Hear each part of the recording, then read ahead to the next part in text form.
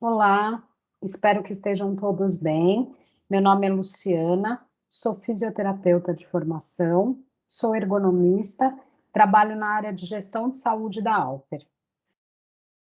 Hoje eu vim falar um pouquinho para vocês sobre esse tema tão importante que é a ergonomia, e eu vou focar no posto de trabalho corporativo. Só para contextualizar um pouquinho, a palavra ergonomia ela vem do grego, onde ergon significa trabalho e nomos significa regras. Então, a ergonomia é a ciência que estuda a relação do homem com o trabalho. A gente tem relatos de ergonomia desde a época da pré-história, onde os homens já desenvolviam ferramentas de forma que melhorassem o desempenho do seu trabalho. Então, pontas de lanças mais afiadas, pegas melhores, isso tudo já melhorava o desempenho do trabalho deles. Depois foi na época da Revolução Industrial que os estudos começaram a ser um pouco mais aprofundados, porque a gente passou de uma atividade 100% artesanal para atividade industrial, onde mudaram muitas coisas, jornada de trabalho, enfim, sobrecarga, muitas coisas, e aí começaram a se estabelecer algumas regras. Aí, na época da Segunda Guerra Mundial, já as armas começaram a ser desenvolvidas de forma que se adaptassem melhor às dimensões dos soldados.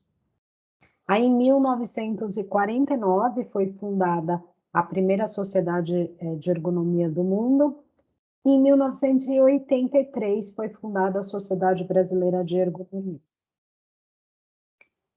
E para que a gente fala tanto de ergonomia e estuda tanto ergonomia, né? Quais são os reais benefícios que a aplicação da ergonomia traz para a gente no nosso dia a dia? Bom, o principal benefício é a melhora da nossa qualidade de vida. Então, além da melhora da qualidade de vida do trabalhador, a gente, com a aplicação da ergonomia, consegue manter a saúde, prevenir algumas patologias, promover segurança, melhora do desempenho do trabalho e diminuição da fadiga. Então, são muitos benefícios que a aplicação da ergonomia traz no nosso dia a dia. E agora, pensando no nosso posto de trabalho corporativo, o que eu tenho que observar para sentir esses benefícios dessa aplicação, né? Então, por onde eu começo no meu posto de trabalho corporativo? A primeira coisa que a gente tem que observar no nosso posto é a altura da nossa cadeira. Como que eu regulo a altura da minha cadeira? Qual é a altura ideal para mim? Bom, a altura da minha cadeira é aquela que permite que os meus dois antebraços se apoiem sobre a mesa, com o cotovelo a 90 graus e os ombros relaxados. Então, eu não posso manter os ombros altos e nem o cotovelo muito fletido. Então, eu tenho que estar com a cadeira alta o bastante para apoiar meus antebraços sobre a mesa com o cotovelo a 90 graus. Bom, aí eu ajustei, ficou tudo bem aqui, o apoio do meu antebraço. E o que eu tenho que observar agora? Agora eu tenho que perceber se os meus pés estão apoiados no chão. Se a minha altura for o suficiente para os meus pés se apoiarem no chão, ótimo, não precisa fazer nada. Agora, eu sou bem baixinha, então quando eu ajusto a altura da minha cadeira, os meus pés não apoiam no chão. Então eu preciso de um apoio de pé. Esse apoio de pé, ele pode ser tanto plano quanto inclinado, isso não importa. O que importa é que meus pés estejam apoiados e eu não use as rodinhas da cadeira para apoiar meus pés. Bom, eu já ajustei a altura da cadeira, meus pés já estão apoiados e agora eu vou observar como que eu estou apoiando o meu quadril na cadeira? E qual é o apoio correto? Como é o apoio correto do meu quadril? Coloca a mão embaixo do seu quadril, uma mão de cada lado, e você vai perceber que bem embaixo do bumbum tem 2 ossinhos, um de cada lado. Esses ossinhos são os nossos isquios. Esse é o ponto de apoio do meu quadril. Então, observe se o seu bumbum está bem encostadinho lá no encosto da cadeira e se você está descarregando o peso nesses 2 ossinhos. É muito comum a gente reparar, perceber que tem pessoas que escorregam um pouquinho o bumbum para a frente da cadeira. E quando elas fazem isso, elas mudam a curvatura da coluna. Então, elas levam o quadril para frente e aí elas tracionam a coluna lombar. E, em vez dela ficar reta, ela faz uma convexidade para trás. E aí eu enrolei a minha lombar, então. Essa não é uma boa posição para lombar. Então, joga o quadril lá para trás, perceba os 2 ossinhos apoiados no assento da cadeira, e aí sim, encoste as suas costas no encosto. E qual é a altura correta de um encosto das costas? Quanto mais apoio eu tiver nas costas, melhor. Então, para mim, por exemplo, essa cadeira chega até a altura das escápulas. Para uma pessoa muito mais alta que eu, esse encosto ficaria talvez um pouco curto. Então, depende muito das dimensões da pessoa e das dimensões da cadeira. O ideal é que a gente consiga apoiar desde lá de baixo até a altura mais ou menos da escápula. Reparem que as cadeiras, normalmente embaixo, elas têm um vão que permite que eu encoste bem o bumbum lá atrás, no encosto da cadeira, e mantenha uma curvatura natural da coluna lombar. Então tá bom, já ajustei uma altura da cadeira, já estou com os pés apoiados, já sentei de forma correta, já estou com meus braços bem relaxados sobre a mesa e agora eu vou observar se a altura do meu monitor está correta. A altura correta do monitor é aqui o topo do monitor, conhecida com a altura dos seus olhos. Por quê? Porque dessa forma eu mantenho a minha coluna cervical estável, sem precisar fazer movimentos para trabalhar, e eu consigo fazer uma varredura na tela só com a minha vista. Essa varredura tem mais ou menos 15 graus, que é suficiente para eu fazer com a vista sem precisar fazer movimento cervical. Por que que isso é importante? Porque, na verdade, a grande regra é que eu tenho que ter o menor gasto energético em tudo aquilo que eu vou fazer. Então, eu tenho que usar o menor número de grupos musculares possível para ter um menor gasto energético. Então, se eu não preciso fazer movimento cervical, eu não vou fazer movimento cervical. Então, eu me organizo de forma que eu use apenas os músculos que de fato eu preciso para trabalhar. E assim, eu tenho um menor gasto energético e, portanto, diminuição de fadiga e de outras possíveis lesões que a gente pode ter. Uma outra coisa importante de observar é que distância que o monitor tem que estar de mim. Normalmente é a distância de um braço, a distância ideal. E uma coisa importante é a gente, na hora de digitar, prestar atenção em que posição está esse teclado, porque eu costumo ver com uma certa frequência que as pessoas colocam caderno, papel entre elas e o teclado. E com isso elas têm que digitar com o braço absolutamente esticado para manter aqui o que elas estão lendo e digitando. Isso não é bom.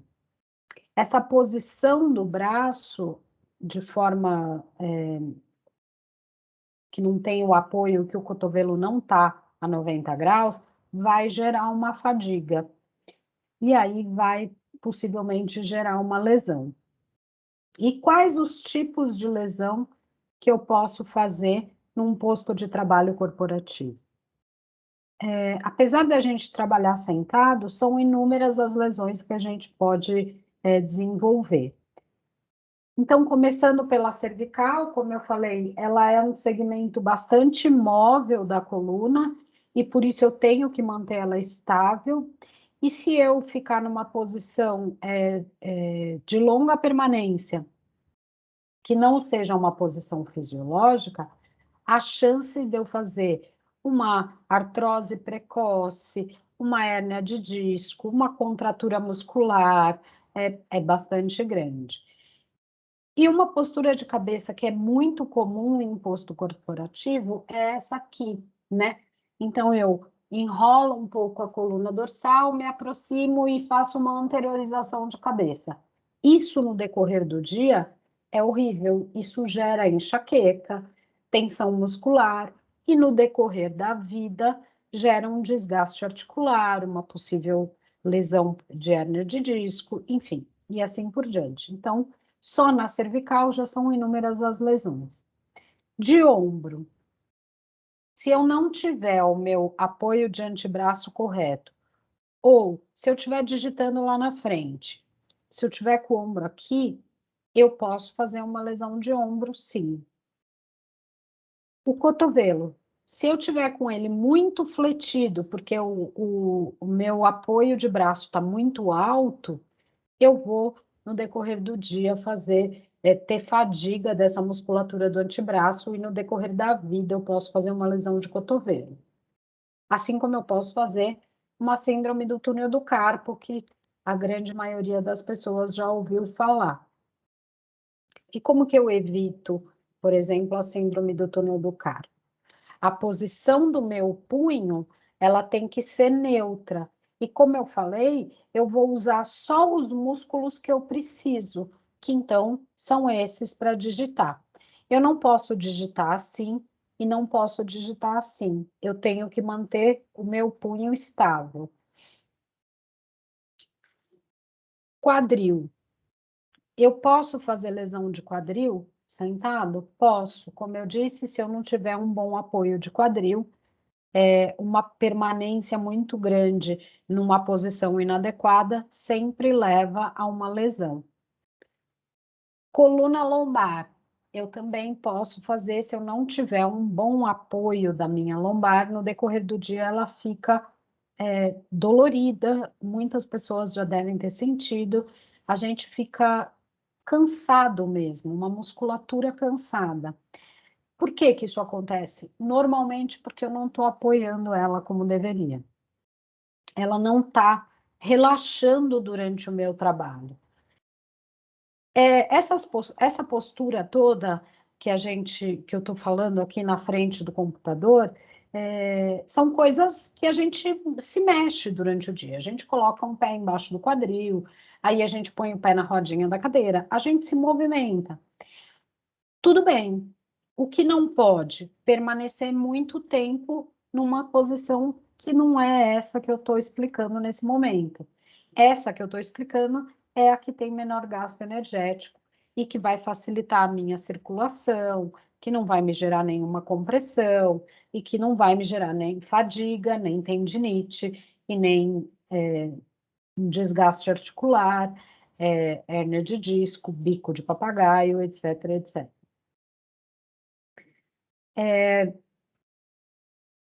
O que que a gente pode fazer para evitar o mau uso dos músculos que a gente utiliza durante o dia? A coisa mais importante, e que eu não canso de falar, e que eu falo isso em toda palestra, é alongar. Para quem tem pet, é importante observar que os gatos e cachorros, eles não começam um movimento ou não iniciam o seu dia sem antes se alongarem. Então, eles esticam uma pata, depois eles esticam a outra, depois eles esticam uma pata para trás, e depois a outra, e depois eles começam um movimento. Na verdade, o alongamento, então, é um instinto e que a gente acabou perdendo. Então, a minha sugestão é que no decorrer do nosso dia de trabalho, a gente se obrigue a fazer pequenas pausas, onde a gente possa dar só uma esticadinha assim, ou uma alongadinha no ombro, uma alongadinha na cervical, e que de manhã, antes da gente sair da cama, a gente prepare os nossos músculos para toda a utilização que eles vão ter no decorrer do dia. Isso é super importante, porque cada vez que eu contraio uma fibra muscular, ela tende a ficar um pouquinho menor, e um pouquinho menor, e um pouquinho menor. Em algum momento do meu dia, eu tenho que compensar e fazer essa fibra muscular voltar ao comprimento fisiológico. E eu só consigo isso alongando. Então, os alongamentos de ginástica laboral, que todo mundo conhece, esses alongamentos básicos, então, punho, cervical, ombro, esses alongamentos a gente tem que passar a ter como hábito, a cada pausa, fazer um ou dois, e de manhã não sair da cama sem antes fazer uns 3 alongamentos. Então, senta, estica as pernas sobre a cama, tenta pegar seu pé, abaixa bem a cabeça, sente que todos os músculos estão sendo alongados. Isso é um carinho para o nosso corpo e uma boa preparação para a gente começar a nossa jornada de trabalho. Eu espero ter contribuído um pouquinho. Fiquem bem, até a próxima.